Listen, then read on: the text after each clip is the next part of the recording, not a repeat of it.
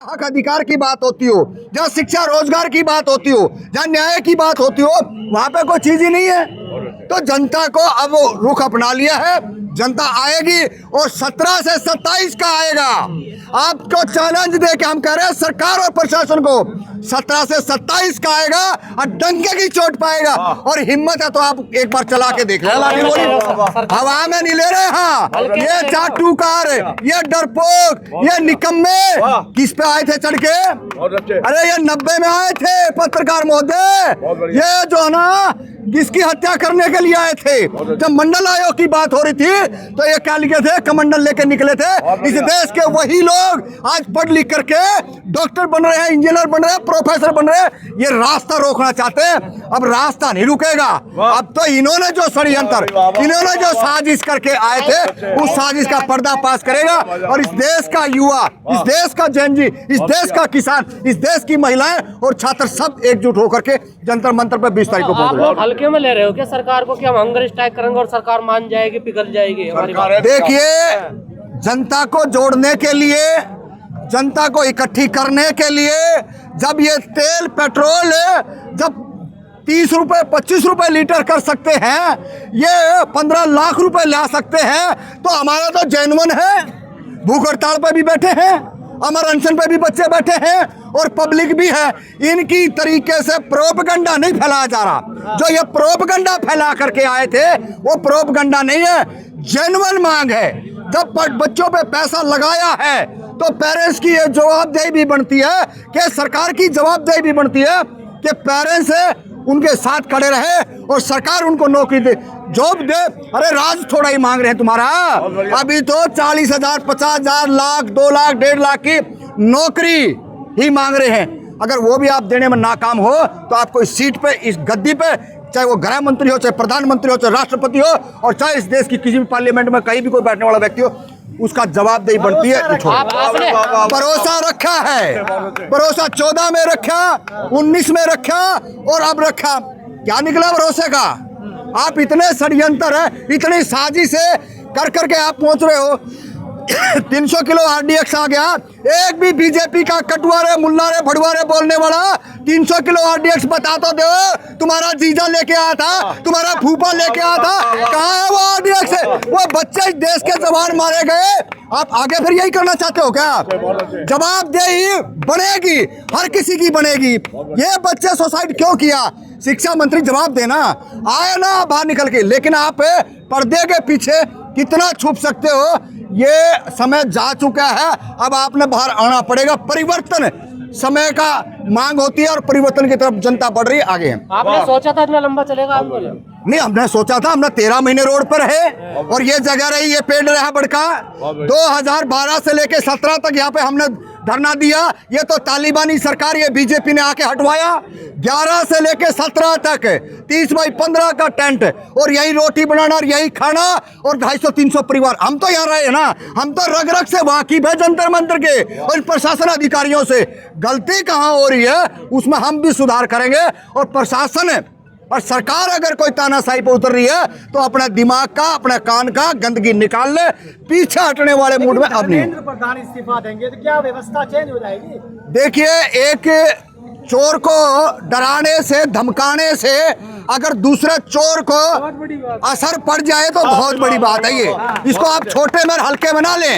ये देश का मामला है, घर का मामला नहीं है, जिले का मामला नहीं है, तहसील का मामला नहीं है। इस देश का शिक्षा मंत्री इस्तीफा देगा तो जितने और इनके कुकर मुत्ते जो जगह जगह डकैती मारने का काम करते हैं, इनने तो एक जगह भी नहीं छोड़ी। जहाँ आस्था थी, कथाकथित हिंदुओं की आस्था थी, उस पर भी डकैती मार दी।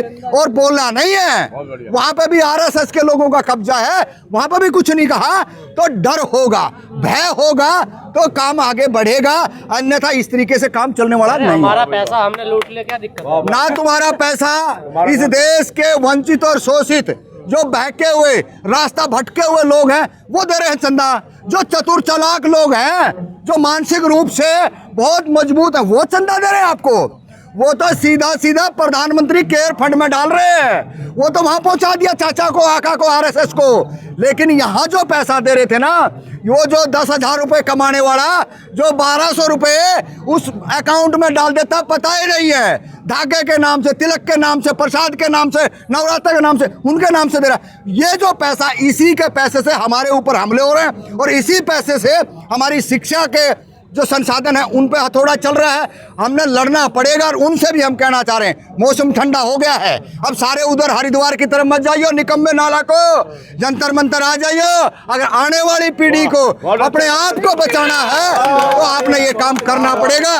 अगर गलत रास्ते चले गए तो एक व्यक्ति जो इस देश का सबसे बड़ा साइंटिस्ट है, आज 17 दिन से भूख हड़ताल पर बैठा हुआ है, तो आने वाले समय के अंदर आपके लिए कोई बैठने वाला नहीं है। लेकिन ये घरों के बाहर और घरों के आसपास पंचायत करनी बंद करो। जंतर मंतर सरकारों को डराना चाह रहे हैं, ये बताइए। भीड़ दिखा करके सत्ता में आए निकम्मे नालायक लोग, झूठ बोल करके आए।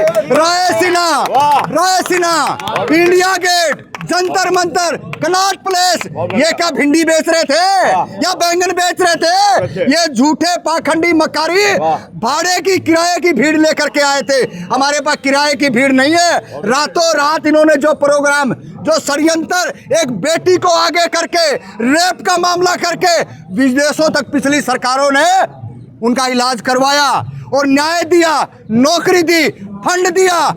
अरे आप क्या कर रहे हो? आप तो नौकरी मांग रहे हैं, आप उसी पर जो है ना नूरा कुश्ती कर रहे हो, तो ये अब चलने वाला नहीं है। पहलवानों ने भी आंदोलन किया था, कुछ फर्क नहीं हुआ। आप लोग के आंदोलन से कुछ फर्क पड़ेगा? ये फर्क पड़ा ना, कहाँ पड़ा फर्क? खूब फर्क पड़ा। वो तो पूछ के देखो ब्रिजभूषण ने, वो तो पूछ के देखो गृह मंत्री ने। ये पुलिस वाले बिल बिला रहे थे इधर जंतर मंतर पार्लियामेंट थाने के, कब 4 बटालियन लेके आए, कब 6 बटालियन को भेजे। आए दिन घुड़गड़ी मची हुई थी, लेकिन फिर भी आंदोलन रहा और जिस साजिश के तहत उसको कुचलने का काम किया वो भी काबिले तारीख में है। अगर वो दबा होता तो आज आप सवाल नहीं पूछते। इसका मतलब वो आंदोलन भी जिंदा रहा, किसान आंदोलन भी जिंदा रहा, दलित आंदोलन भी जिंदा रहे और आज छात्रों का आंदोलन है। इसको तो मारने का सवाल ही पैदा नहीं है। पतन हो जाएंगे बीजेपी आरएसएस के गुंडे। ये अंधभगत है। अगर शिक्षा पे हमला करने वाले, शिक्षा पे हमला करने वाला इस देश के अंदर ज्यादा समय तक रह नहीं सकता। और ये जो बैठे हैं सत्ता में, इनका सबसे बड़ा एम ये है कि आप अनपढ़ रखिए, अशिक्षित रखिए, अपने आप जो है ना गिड़गिड़ाते रहिए, बिलबिलाते रहिए। जिस तरीके से विपक्ष के नेता आ रहे हैं, जिस तरीके से विपक्ष के नेता सपोर्ट में आ रहे हैं, आपको नहीं लग रहा बहुत देर कर दी विपक्ष वालों ने? हाँ, ये बहुत बड़ा अच्छा सवाल है आपका। अगर विपक्ष के नेता जिस तरीके से स्टार्टिंग में ही अगर समर्थन कर देते और खुद आते बैक साइड से, जैसे आरएसएस और बीजेपी ने सपोर्ट किया था उस आंदोलन को, तो इनके पास तो जब चुनाव में पैसा खर्च करने के लिए है, तमाम राजनीतिक पार्टियों का कार्य है, चाहे वो कांग्रेस है, बीएसपी है, इंडियन लोकदल है, जेजेपी है, चाहे वो एक नई असपा बनी हो, सबको चैलेंज दे के कार्य है। जब आप अपना प्रोग्राम होता है तो लाखों रुपए खर्च करके भीड़ को लेकर के आते हो। अरे आप में इतनी सद्बुद्धि होनी चाहिए कि ये देश की रीढ़ की हड्डी, उसका ये आंदोलन है, इस पे आप बैक टू सोसाइटी करते, जिन महापुरुषों की बदौलत वहां गए हो, लेकिन यहाँ कुछ नहीं कर रहे हो। ये समझना पड़ेगा कि राजनीतिक फायदे के लिए आप सब कुछ कर सकते हो, लेकिन राजनीतिक फायदा आपको कम नजर आया तब आज 17 दिन बाद, 16 दिन बाद, 15 दिन बाद में आपके ट्वीट आ रहे हैं। आपके छोटे मोटे नेता आके भाषण दे रहे हैं। भाषणों से काम नहीं चलेगा। भाषण तो इस देश का आरएसएस का प्रधानमंत्री नरेंद्र मोदी दे रहा ना। अब आप बैक टू सोसाइटी करें और अपने लोगों को भेजें और जत्थे बना करके भेजें, ताकि जंतर मंतर गुलजार रहे और ये किसी को भी नहीं पता चले कि इस हाथ ने दिया है और इसने लिया है। तब जा करके हम इस आंदोलन से और सामूहिक जनता, तमाम राजनीतिक दलों से, जो है ना, मोदी जी के परिवार के हिस्सा है। कोई मोदी के परिवार का हिस्सा नहीं है पत्रकार महोदय। 15 से 16% इस देश का मानसिक गुलाम जो है वोटर है, वो इनको वोट देता है।